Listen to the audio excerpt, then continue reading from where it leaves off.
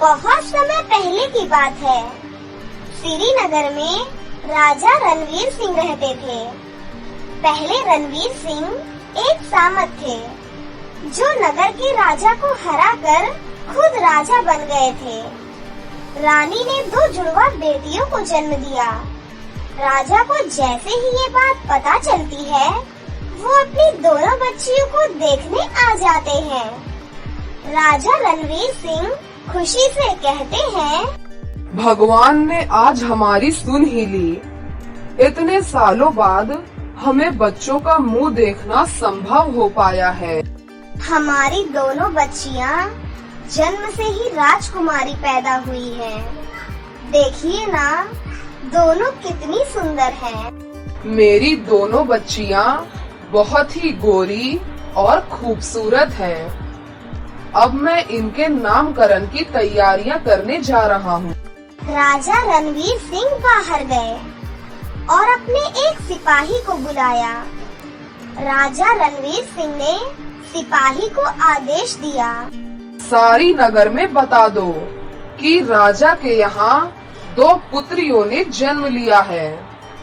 आज सारे नगर की दावत है और पंडित जी को भी बुला लेना।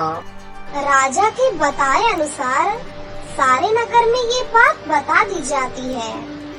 खूब धूमधाम से नामकरण की तैयारियां हुई। सिपाही पंडित जी को लेकर आता है। राजा रणवीर सिंह पंडित जी से कहते हैं, पंडित जी, मेरी पुत्रियों के नक्षत्र के हिसाब से कोई बढ़िया नाम बताइए। हाँ राजा साहिब, एक का नाम सोनाक्षी और एक का नाम चांदनी रख दीजिए। इन पर भगवान की विशेष कृपा रहेगी, इसीलिए मैंने इन्हें ये नाम दिए हैं। नामकरण में सभी लोग शामिल हुए। राजा की दोनों पुत्रियों का नामकरण हुआ। राजा ने सभी को भेंट देकर खुशी खुशी विदा किया। बहुत समय बीत गया। अब सोनाक्षी और चांदनी दोनों 5 साल की हो गई थी और दोनों के बाल सफेद थे, जो राजा रणवीर सिंह को बिल्कुल पसंद नहीं थे, क्योंकि राजा से मिलने आने वाले सभी लोग राजा का मजाक बना देते थे। तभी रानी रूपाली परेशान होकर राजा रणवीर सिंह से कहती है, जब सोनाक्षी और चांदनी पैदा हुई थी, तब तो आप इनसे बहुत प्यार करते थे, लेकिन आजकल आप इन दोनों से इतना चिढ़कर क्यों रहने लगे हैं? मुझे इसका जवाब दीजिए। तुम देखती नहीं हो कि सब मेरा कैसे मजाक उड़ाते हैं, क्योंकि दोनों के बाल सफेद हैं। अंग्रेजों के बाल भी तो सफेद होते हैं। सोनाक्षी और चांदनी दोनों वहाँ आती हैं। दोनों अपने पिता से कहती हैं, पिताजी, आप हम दोनों से प्यार क्यों नहीं कर रहे हैं? मैं तुम दोनों की शक्ल भी नहीं देखना चाहता हूँ। इतनी छोटी लड़कियाँ मुझसे जुबान लड़ा रही हो। राजा रणवीर सिंह नाराज होकर वहाँ से चले गए। सोनाक्षी और चांदनी भी रोती हुई बाहर आ गई। रानी रूपाली परेशान होते हुए कहती हैं, अब मैं क्या करूं? इन दोनों के बाल बदलूं या इनकी सोच? ऐसे ही 5 साल और बीत जाते हैं। सोनाक्षी और चांदनी दोनों बगीचे में घूमने गई।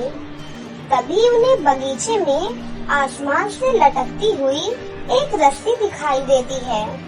वो दोनों उस रस्सी पर चढ़ने लगती हैं और चढ़ते चढ़ते वो दोनों बादलों में पहुंच जाती हैं। उन्हें बादलों में एक जादुई मिट्टी का घर नजर आता है। उस मिट्टी के घर पर एक बूढ़ी जादूगरनी बैठी हुई थी।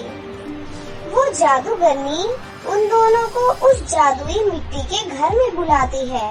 वो दोनों बहनें उस जादुई मिट्टी के घर में चली जाती हैं। तुम दोनों तो राजकुमारियां हो। काश हम दोनों राजकुमारियां ना होती तो ही ठीक होता। क्यों, ऐसा क्या हो गया? सब लोगों का ख्वाब होता है कि उनका जन्म राजघराने में हो।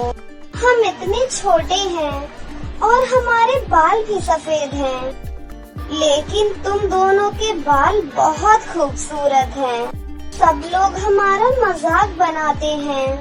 मेरे पास तुम दोनों को देने के लिए कुछ है, लेकिन किसी को कहना मत।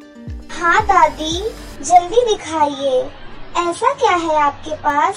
बूढ़ी जादूगरनी अंदर जाती है और एक बक्सा लेकर वापस आती है। जादूगरनी के उस बक्से के अंदर जादुई सोने और चांदी के बाल थे। अरे वाह, कितने सुंदर बाल हैं। हाँ, और ये बाल मैं तुम दोनों को दूंगी। अब तुमको जो बाल चाहिए तुम ले सकती हो। मैं तो सोने के बाल लूंगी। नहीं नहीं, मेरा नाम सोनाक्षी है, तो सोने के बालों पर मेरा हक है। लेकिन वो बाल मुझे अच्छे लग रहे हैं और मैं ही लूंगी।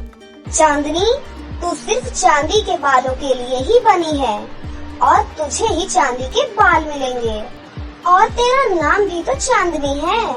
ठीक है, मैं चांदी के बाल ही ले लेती हूँ। उन दोनों ने बाल उठा लिए। बूढ़ी जादूगरनी ने उन दोनों के सर पर बाल लगा दिए। दोनों बहनें बाल देखकर बहुत खुश हुई और नाचने लगी।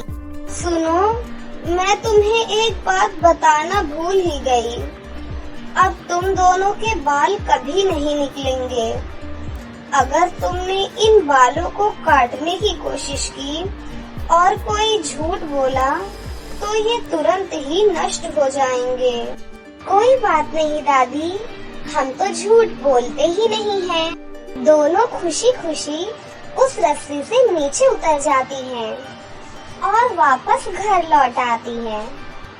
राजा रणवीर सिंह और रानी रूपाली जादुई बाल देखकर बहुत खुश हुई। रणवीर सिंह खुशी से कहते हैं, पंडित जी ने बिल्कुल सही कहा था, मैं ही गलत था। राजा को अपनी गलती का एहसास हुआ। अब ये बात पूरी नगर में फैल गई। सभी लोग अब दोनों बहनों की तारीफ करने लगे थे। लोग दूर दूर से दोनों बहनों के जादुई बाल देखने आने लगे। 8 साल बाद सोनाक्षी और चांदनी तलवार चलाना सीख रही थी। तभी वहाँ पर राजा आ जाते हैं। तुम दोनों आज से प्रैक्टिस बंद कर दो और घर जाकर तैयार हो जाओ, क्योंकि राजा विराज सिंह हमारे महल में आने वाले हैं। लेकिन प्रैक्टिस बंद करके हमें तैयार क्यों होना है? राजा विराज सिंह अपने राजकुमार करण सिंह के विवाह की बात चांदनी से करने आ रहे हैं। अगर समय मिला तो पंडित जी से शुभ मुहूर्त निकालकर एक बार में ही विवाह संपन्न करा देंगे। राजकुमारी सोनाक्षी मन ही मन सोचती है, लेकिन राजकुमार करण सिंह से तो मैं विवाह करना चाहती हूँ। लेकिन यहाँ तो चांदनी का विवाह करण सिंह से करवाने की बात हो रही है। मेरी आँखों के सामने ऐसा कैसे हो सकता है? मेरे बाल सोने के हैं और चांदनी के चांदी के हैं, तो ये देखकर राजकुमार खुद ही मना कर देंगे। क्या हुआ सोनाक्षी, किस सोच में पड़ गई हो? नहीं, कुछ नहीं, सब ठीक है। मैं तो बस ये देखकर खुश हो रही थी कि मेरी बहन दुल्हन बनेगी तो कितनी अच्छी लगेगी। चांदनी की शादी में मैं भी परी की तरह तैयार होंगी। हाँ हाँ जरूर, मेरी दोनों बेटियों के बाल इतने सुंदर हैं और वो लगती भी बिल्कुल परी की तरह हैं। सोनाक्षी फिर अपने मन ही मन में कहती है, पिताजी सब जानते हैं कि परी की तरह मैं ही लगती हूँ, लेकिन मानते ही नहीं। चांदनी मन ही मन में सोचती है, अरे वाह, मेरी राजकुमार करण सिंह से शादी होगी, ये तो बहुत खुशी की बात है, क्योंकि राजकुमार एक अच्छे इंसान है। राजा इतना कहकर वहाँ से चले जाते हैं। चांदनी, तू जाकर तैयार हो, मैं अभी आती हूँ। सोनाक्षी ने चांदनी को भेज दिया और खुद रास्ते में जाकर खड़ी हो गई। वहाँ से जब राजा वीराज सिंह अपने परिवार के साथ गुजर रहे थे, तो सोनाक्षी ने उन्हें रोक लिया। रुकिए रुकिए, मैं आप सबको ही लेने आई हूँ। अतिथि देवो भव। आपको अकेले तो महल तक नहीं लाया जा सकता। तुम कौन हो? मैं राजा रणवीर सिंह की सुपुत्री चांदनी हूँ। राजा वीराज सिंह के परिवार को सोनाक्षी बहुत पसंद आई, लेकिन सोनाक्षी चांदनी बनकर उनके सामने आई थी। सोनाक्षी उन्हें महल में लेकर गई। राजा रणवीर सिंह ने उनका बहुत अच्छे से स्वागत किया।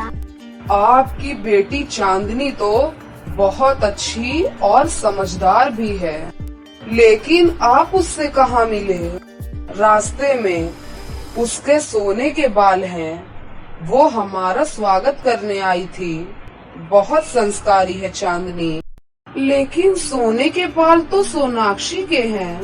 राजा ने दोनों को बुलाया, लेकिन सोनाक्षी के सर के बाल गायब हो गए थे और चांदनी के बाल चमक रहे थे। सोनाक्षी को सबने आश्चर्य के साथ देखा। सोनाक्षी दौड़कर अंदर गई और खुद को शीशे में देखा। चांदनी कुछ सोचती, फिर उसे उस बूढ़ी जादूगरनी की 8 साल पुरानी बात याद आ जाती है, जो बूढ़ी जादूगरनी ने कहा था कि जब तुम झूठ बोलोगी तो तुम्हारे बाल नष्ट हो जाएंगे। ऐसा कैसे हो सकता है? सोनाक्षी के बाल कहाँ गायब हो गए? उस बूढ़ी जादूगरनी ने कहा था कि जब भी हम झूठ बोलेंगे तो हमारे बाल नष्ट हो जाएंगे। मुझसे गलती हो गई। मैंने अपनी बहन से जलकर झूठ बोल दिया। मैं राजकुमार से विवाह करना चाहती थी। मुझे माफ कर दो। कोई बात नहीं सोनाक्षी बहन, तुम अब भी राजकुमार से विवाह कर सकती हो।